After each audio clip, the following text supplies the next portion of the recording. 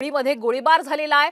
मरळवाडी गावचे सरपंच बापू आंधळे यांची गोळ्या घालून हत्या करण्यात आलेली आहे। तर ग्यानबा गिंते गंभीर जखमी झालेले आहेत। या प्रकरणी शरद पवार यांच्या राष्ट्रवादीचे कार्यकर्ते बबन गिंते यांच्यासह 5 जणांविरोधात गुन्हा दाखल करण्यात आलेला आहे। बँक कॉलनी परिसरामध्ये झालेल्या गोळीबाराच्या या घटनेने परिसरामध्ये एकच खळबळ उडालेली आहे। गोळीबारानंतर पोलीस अधीक्षक नंदकुमार ठाकूर पळीमध्ये ठाण मांडून आहेत। शहरामध्ये तगडा पोलीस बंदोबस्त सुद्धा ठेवण्यात आलेला आहे।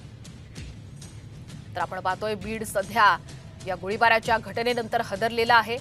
परळीमध्ये हा गोळीबार झालेला आहे। मरळवाडीचे सरपंच बापू आंधळे यांच्यावर हा गोळीबार झालेला असून यामध्ये त्यांची हत्या सुद्धा झालेली आहे। तर ग्यानबा गिंते हे सुद्धा गंभीर जखमी झाल्याची माहिती मिळते। या प्रकरणी सध्या शरद पवार यांच्या राष्ट्रवादीचे कार्यकर्ते बबन गिंते यांच्यासह 5 जणांविरोधात गुन्हा सुद्धा दाखल करण्यात आल्याची माहिती मिळते। आपण पाहतोय सध्या बीडमधली ही अत्यंत मोठी आणि धक्कादायक घटना आहे।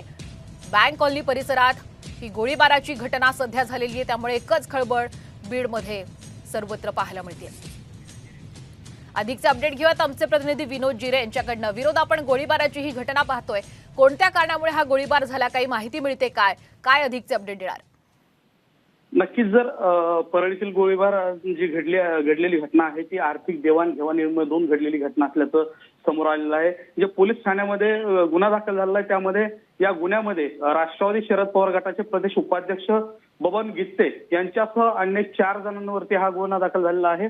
यामध्ये जो FIR झालेला आहे त्यामध्ये ही जी घटना आहे ती आर्थिक देवाणघेवाणीमधून झाल्याचं नमूद आहे, कारण की पैसे घेण्यासाठी जे मयत आहेत बापू आंधळे यांना घरी बोलवण्यात आलं होतं आणि त्या दरम्यान शाब्दिक बोलाबोलीतून त्या ठिकाणी बाचाबाची झाली आणि या दरम्यान गोळीबार झाला आणि या गोळीबारामध्ये बापू आंधळे यांचा दुर्दैवी मृत्यू झालेला आहे आणि या प्रकरणी आता गुन्हा दाखल झालेला आहे।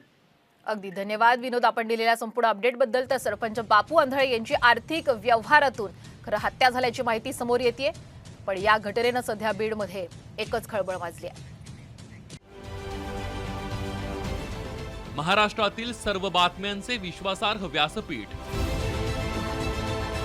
सकाळच्या सर्व सोशल मीडिया प्लॅटफॉर्मला लाईक, फॉलो आणि सबस्क्राईब करा। तसंच सर्व नोटिफिकेशनसाठी बेल आयकॉन प्रेस करायला विसरू नका।